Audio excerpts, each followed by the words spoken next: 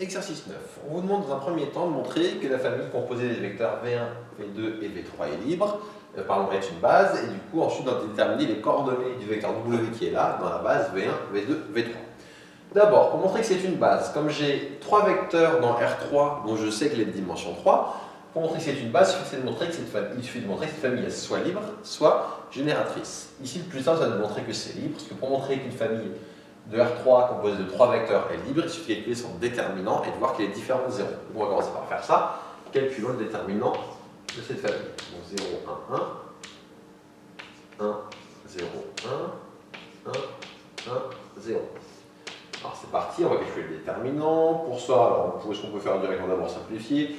On va faire ligne 2 moins ligne 3, comme ça va mettre un 0 à cet endroit-là, et après vous verrez que le déterminant sera plus rapide. Et je vous rappelle, si on fait apparaître un maximum de 0 avant de faire les calculs, ça permet de simplifier le calcul d'un déterminant. Donc on fait ligne 2 moins ligne 3, j'écris 0, 1, 1. Je fais ligne 2 moins ligne 3, ça me donnait 1, 1 moins 1, 0, 0 moins 1, moins 1, 1 moins 0, 1. Et là je vais voir, ensuite la ligne 3 je la réécris, 1, 1, 0.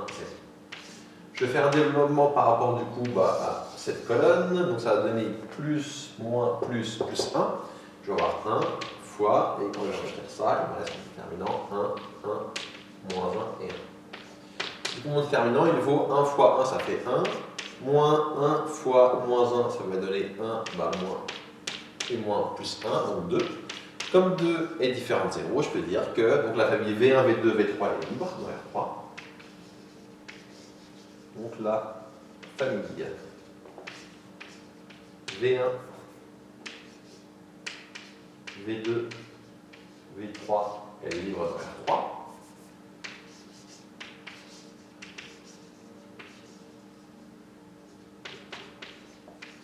Qui est lui-même R3 de la dimension 3.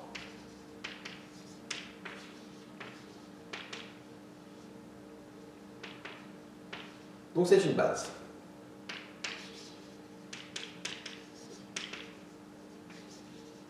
C'est une base de R3. Maintenant qu'on sait que c'est une base, donc le principe d'une base, c'est que vous savez que n'importe quel élément de R3 peut s'écrire de façon unique sous la forme une constante fois V1, plus une constante fois V2, plus une constante fois V3. Et donc ce qu'on vous demande, c'est ce vecteur-là, W, s'écrit 1, 1, 1. Quelles vont être ses coordonnées dans cette base V1, V2, V3? Comment on va faire pour trouver ces coordonnées? On va utiliser ce que je viens de vous dire juste avant. Je sais que W s'écrit sous la forme une constante fois V1, plus une constante fois V2, plus une constante fois V3. Donc on va chercher ces constantes. On cherche. Je peux les appeler lambda 1, lambda 2, lambda 3, tel que W soit égal à, alors on le met dans l'autre sens, tel que lambda 1 fois V1, plus lambda 2 fois V2, plus lambda 3 fois V3, soit égal à W. Comment je vais faire pour trouver maintenant ces constantes? Je vais regarder l'égalité qui est ici, à quoi elle correspond. Elle va correspondre à dire quoi? Que j'ai lambda 1 fois 0, plus lambda 2 fois 1, plus lambda 3 fois 1, égale 1. Donc ça me donne ici, dans mon système, allez, j'écris comme ça, lambda 2 plus lambda 3 égale 1. Donc je répète, j'avais lambda 1 fois 0, plus lambda 2 fois 1, plus lambda 3 fois 1, égale 1. Deuxième ligne, je vais avoir du lambda 1 fois 1, donc lambda 1, plus 0 fois lambda 2, ça simplifie, plus, enfin pas simplifie, mais ça fait 0, plus lambda 3 égale, deuxième coordonnée, c'est 1 à nouveau.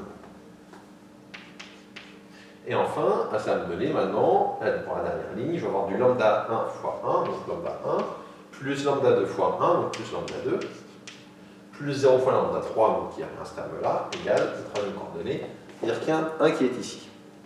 Alors pour résoudre ce système, je vais mettre ce format matriciel, je peux vous montrer ce qui se donnerait ce format matriciel. Ce format matriciel, je vais avoir du... je vais l'écrire, c'est un plus, attention. Plus lambda 2. Je vais avoir 0, 1, 1. Puis je vais avoir 1, 0, 1. Et enfin, je vais avoir 1, 1, 0.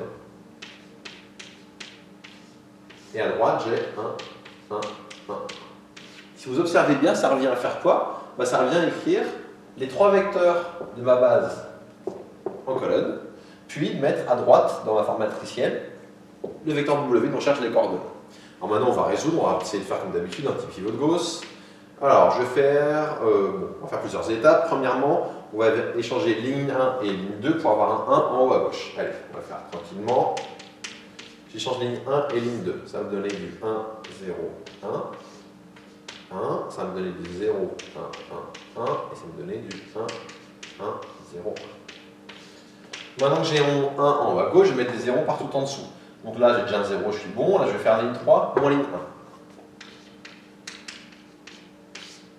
1. 1, 0, 1, 1. La ligne 2, je l'ai écrit 0, 1, 1 et 1. Et là, quand je fais ligne 3, moins ligne 1, je vais avoir 1, moins 1, 0. 1, moins 0, 1. 0, moins 1, moins 1. Et ici, on va avoir 1, moins 1, 0. On poursuit. Maintenant, je vais avoir, là j'ai un 1, c'est réglé. Je vais avoir ici un 0. Je vais donc faire ligne 3, moins ligne 2. Je poursuis ici. Ligne 3 moins ligne 2, ça me donnait du... Je réécris les deux premières lignes. 1, 0, 1, 1. 0, 1, 1, 1. Et enfin, quand je fais ligne 3 moins ligne 2, donc 1, moins 1, 0. Et moins 1, moins 1, moins 2. Et 0, moins 1, moins 1. Ça donne donc, je vous rappelle le principe du pivot de Gauss, quand je fais comme ça de façon matricielle, maintenant je vais faire une remontée, je vais partir du bas. J'ai 0 fois lambda 1, plus 0 fois lambda 2, moins 2 fois lambda 3. Donc là j'ai moins 2 fois lambda 3, égale moins 1. Puis j'ai lambda 2 plus lambda 3 égale 1. Et enfin j'ai lambda 1 plus lambda 3 égale 1. Ce qui va donner, si moins 2 lambda 3 vaut moins 1, j'ai que lambda 3 vaut 1,5. Si lambda 2 plus lambda 3 égale 1, j'ai que lambda 2 c'est 1 moins lambda 3. Donc 1 moins 1,5 c'est également 1,5. Et enfin, si lambda 1 plus lambda 3 est égal à 1, c'est que lambda 1 c'est 1 moins lambda 3. Donc 1 moins 1,5, donc également 1,5. Donc au final, je l'écris là, on a W qui vaut 1,5 V1 plus 1,5 V2 plus 1,5 V3. Et donc les coordonnées W dans la base V1, V2, V3, c'est 1,5, 1,5, 1,5. Vous pouvez le vérifier. Hein. Alors quand je fais, ça fait 1,5 facteur de V1 plus V2 plus V3. Quand je fais la somme, je vais avoir 1 et 1, 2 fois 1,5, ça va donner 1. 1, 0, 1, ça va faire 2 fois 1,5, ça va faire 1. Et 1, 1, 0, 2 fois 1,5, ça va faire 1 aussi.